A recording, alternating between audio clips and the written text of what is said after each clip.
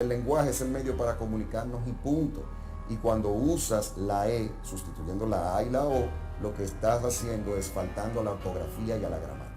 Una vez.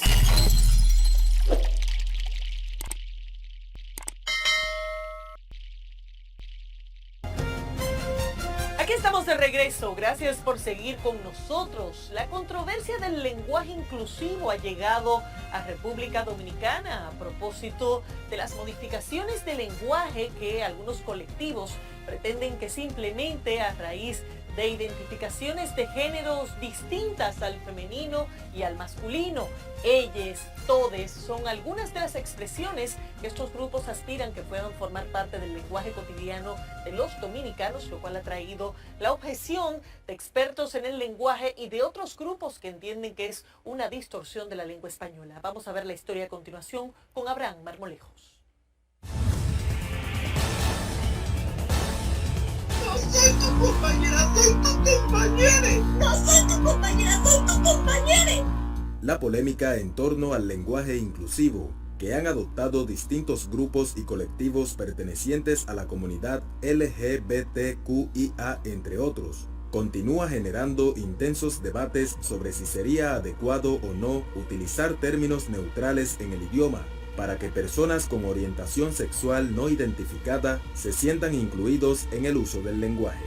Las personas intersex, digamos, no necesariamente cuando nacen tienen que corregírsele el sexo. Es una práctica que ya está rechazada por casi todo el mundo, sino que hay que esperar, digamos, que eso se desarrolle y que esa persona, digamos, se identifique o no con uno de esos binarios.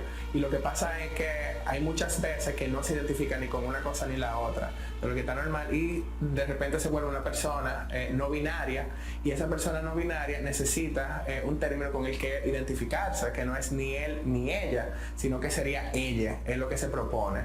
Juan José Cid, coordinador del movimiento RD es de Todes, es uno de los propulsores en el país de esta iniciativa sobre el lenguaje inclusivo.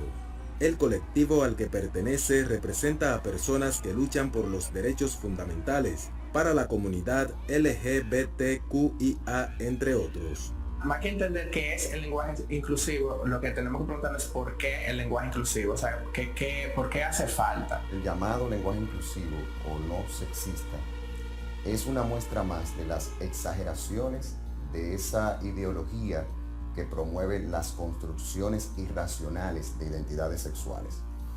Y te digo esto porque quieren llevar esas mismas ideas al idioma. Y es algo totalmente absurdo, porque algo básico en el lenguaje es que las palabras no tienen sexo, las palabras tienen géneros gramaticales. Sin embargo, para el representante del movimiento Acción Cristiana, Julián Musa, promover el lenguaje inclusivo es una práctica exagerada y malintencionada, ya que el lenguaje no pertenece a un sexo. El lenguaje no es ni machista, el lenguaje no es feminista, el lenguaje no es pro LGBTIQ+, ni el lenguaje es en contra LGBTIQ+. El lenguaje es la manera como nosotros nos comunicamos, y es una exageración, y estos grupos, más que promover el lenguaje inclusivo, lo que están promoviendo es deficiencia del estudio de la lengua española.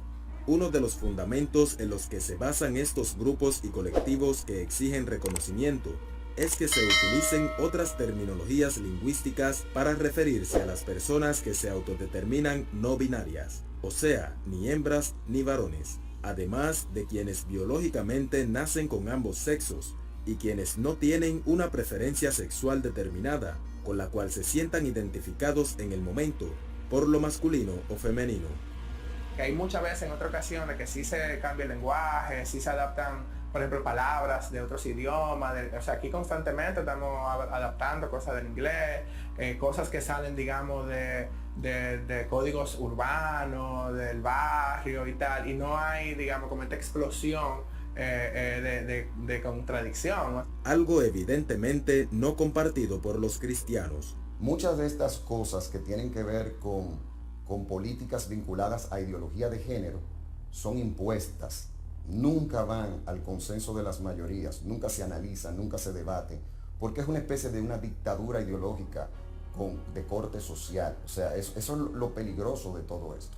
Por eso esos países que, por ejemplo, le han dado apertura al lenguaje inclusivo, ha sido por esa presión política.